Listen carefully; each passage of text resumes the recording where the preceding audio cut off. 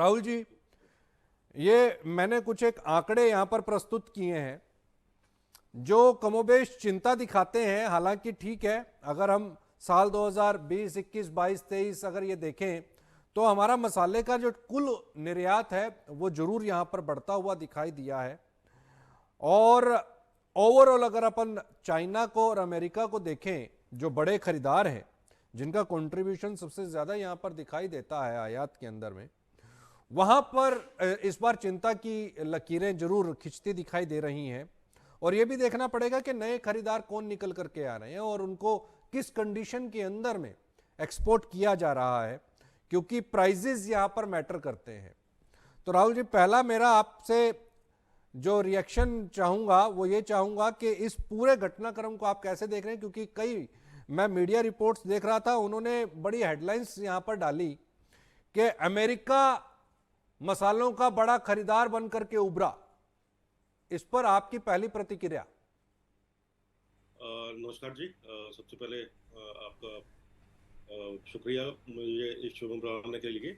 जैसा कि अभी आपने जो आंकड़े दिखाए हैं उससे सारी परतें जो हैं वो सारी खुलती नजर आ रही हैं कि यूएस जो है, खबरों के अनुसार यूएस जो है नंबर 1 इंडिया का स्पाइसेस का इंपोर्टर बना है। बट दरअसल ऐसा नहीं है। अगर आप इन टर्म्स ऑफ डॉलर की बात करते हैं, जो डॉलर जो आमदनी हुई है हमारी, उसमें यूएस जरूर नंबर 1 है। लेकिन नंबर 1 जो है, अगर क्वांटिटी में अगर आप देखें तो बांग्लादेश है जो 3 लाख टन का उन्होंने लास्ट फाइनेंशियल ईयर में इंपोर्ट किया है। उसके बाद चाइना है जिसमें 2.4 लाख टन किया है। इनकी डॉलर में आमदनी कम है। In terms of dollar US जो है नंबर 1 खरीदार आप कह सकते हैं। लेकिन अगर वॉल्यूम की अगर आप बात करते हैं तो बांग्लादेश है, चाइना है, और भी कई कंट्रीज हैं जो जिनको हम एक्सपोर्ट कर रहे हैं। यूएस का इंपोर्ट क्यों बढ़ा डॉलर्स में? क्योंकि यूएस ने जो है मुख्यतः जो आपके टर्मरिक है, काला ये है, ब्लैक पेपर है, काली मिर्च है, उसका इंपोर्ट ज्यादा किया है, जो जिसकी जो वैल्यू होती है पर केजी वो ज्यादा रहती है। इस वजह से यूएस के जो आंकड़े हैं वो ज्यादा आ रहे हैं। लेकिन मैं तो यहां पर देख रहा हूं राहुल जी, जो यूएस का भी जो आंकड़ा है 24-25 के अंदर 1,25,000 मीट्रिक टन था उसका इंपोर्ट, वो लुढ़क करके 1,15,000 हो गया है। 10,000 मीट्रिक टन तो यहां पर ये लुढ़क गया। और कमोबेश करीब करीब 8 से 9% है। और इसी तरीके से अगर मैं चाइना का देखूं तो चाइना तो तकरीबन तकरीबन 1 लाख मीट्रिक टन यहां पर फिसल गया। एक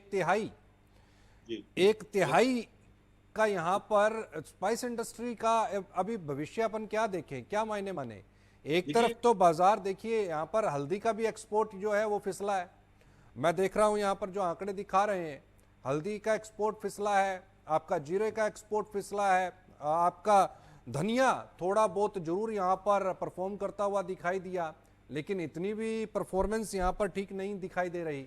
और सबसे बड़ी बात यह है कि इस समय पर किसानों के हाथ में तो माल है ही नहीं।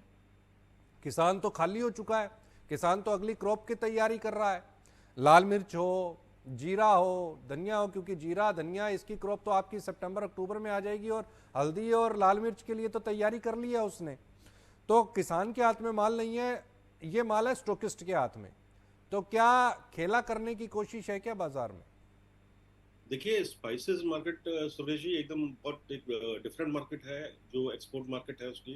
अगर आप उसको किसी और कमोडिटी से कंपैरिजन करते हैं, सपोज पल्सेस से या तेल से, ऑल टुगेदर एक डिफरेंट मार्केट है। और जो भी ये दूसरी मार्केट्स होती हैं पल्सेस की, ऑयल्स की, ग्रेन्स की, वो प्राइस ड्रिवन होती हैं। लेकिन जो स्पाइसेस की जो मार्केट है वो स्पेशल एक प्रीमियम आप कह सकते हैं, प्रीमियम पर स्पाइसेस बिकती हैं और कीमतें इतना मेजर रोल प्ले नहीं करती।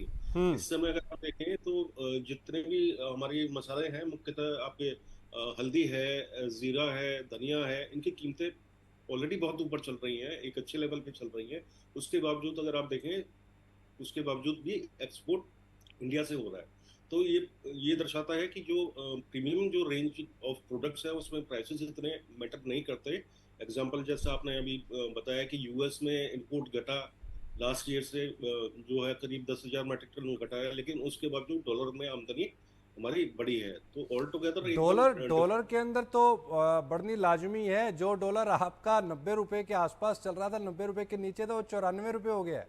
हाँ, बहुत सारे रीजन है सर उसके। एक रूड है, युद्ध जो चल रहा था वो है, और ये डॉलर जो है, हम्म। रुपये जो है कमजोर पड़ा, ये काफी काफी रीजंस हैं जिसकी वजह से हमारा जो है वॉल्यूम घटा है, लेकिन हमारा जो टर्नओवर है, जो रुपीज में कह लीजिए या डॉलर में कह लीजिए, आमदनी जो है हमारी बड़ी है। हम्म।